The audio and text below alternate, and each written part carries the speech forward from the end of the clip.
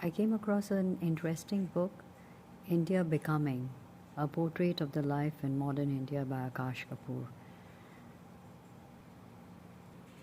Now, Aakash Kapur is the former letter from India columnist for the International Herald Tribune and the online edition of the New York Times.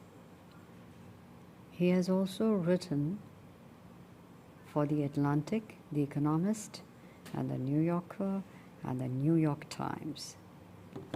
He holds a BA in social anthropology from Harvard and a doctorate in law from Oxford University, which he attended as a Rhodes Scholar. He lives outside Pondicherry in southern India. And I read from the cover, a portrait of incredible change and economic development of social and national transformation told through individual lives. Here in this he writes, the son of Aakash Kapur, about Aakash Kapur, the son of an Indian father and an American mother. Aakash Kapur spent his formative years in India and his early adulthood in the United States in 2003.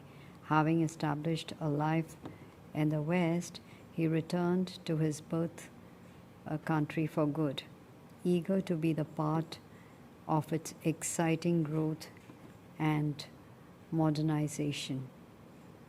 What he found was a nation even more transformed than he had imagined, where the changes were fundamentally altering Indian society for better and for sometimes for worse. To further understand these changes, he sought out the Indians experiencing them firsthand, young and old, across classes in cities and in the countryside. The result is a rich tapestry of lives being altered by economic development and a fascinating insider's look at many of the most important forces shaping our world today.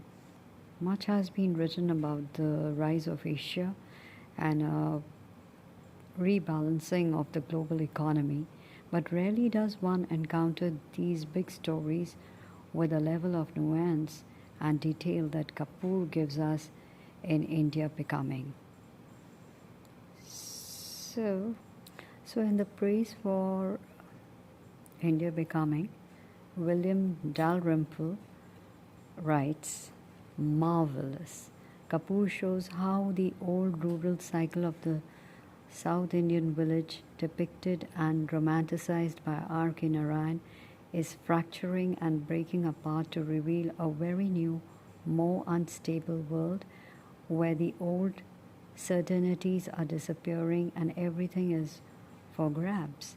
Sharp-eyed, insightful, skillfully sketched, and beautifully written, India Becoming is the remarkable debut of a distinctive new talent. So this is by William Dalrymple. He is an author of many books, and he himself is an acclaimed writer. And I read Aakash Kapur's prologue that the East Coast Road has changed. 25 years ago, when I was a child growing up at its edge, it was potholed tar road that meandered across the South Indian countryside, cutting through rich rice fields and coconut plantations and sleepy fishing villages. The views were stunning: a rippled ocean, the grey waters of the Bay of Bengal, shimmering under the harsh coastal sun. Just see the way he writes.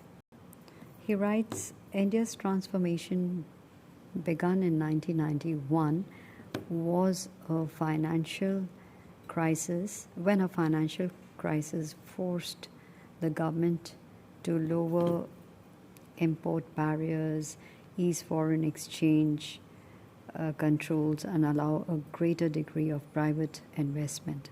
These reforms unleashed the nation, spurring economic growth from an anemic 3.5% or so, what the economists derisively refer to as the Hindu rate of growth, to around 8 to 9%. They transformed the close socialist, or at any rate semi-socialist nation, into one of the most ardently capitalist countries in the world. The change was most evident in the cities, in urban metropolises like Chennai and Bangalore and Mumbai, which were the first to feel the impact of the reforms. On the green lawns of the software parks, in the corridors of new shopping malls, crowded with young consumers, clutching cell phones and bags of cosmetics and DVDs, and in the bars and clubs where men and women mingle freely, I felt that India was being redefined. The nation was widening its horizons, experimenting with fresh ideas and ways of living.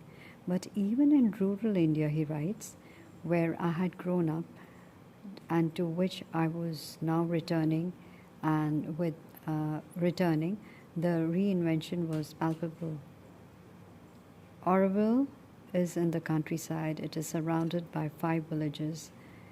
In the fields around me, farmers who had once gone to work in the bullock carts without tires now drove shiny tractors.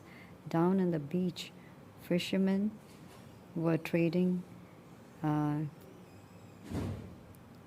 catamarans for diesel-powered motorboats. Satellite dishes were ubiquitous, and even a couple of ATMs had sprouted up between the older thatched huts and the new concrete buildings.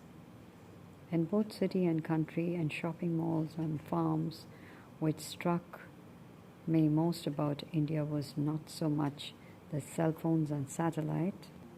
I was fascinated by the spirit of change. He writes that the book really contains 2 stories. One is a story of progress, the sense of purpose and direction that rapid economic growth can bestow on a nation that had in many ways lost faith in itself, and the other is a darker story, tells of the destruction and disruptions caused by the same process of development.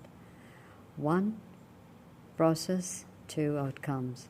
India is a complex country. Sometimes the certainty and the destruction, the good and the bad, were hard to entangle. I didn't see this complexity when I first came back, he writes. My understanding of the country I had known only as a boy was superficial. When I landed on the winter morning in Chennai and took the East Coast Road back to Auroville, I was just the optimist side of I saw just the optimist side of India. Really, you must read it to find out more about the book.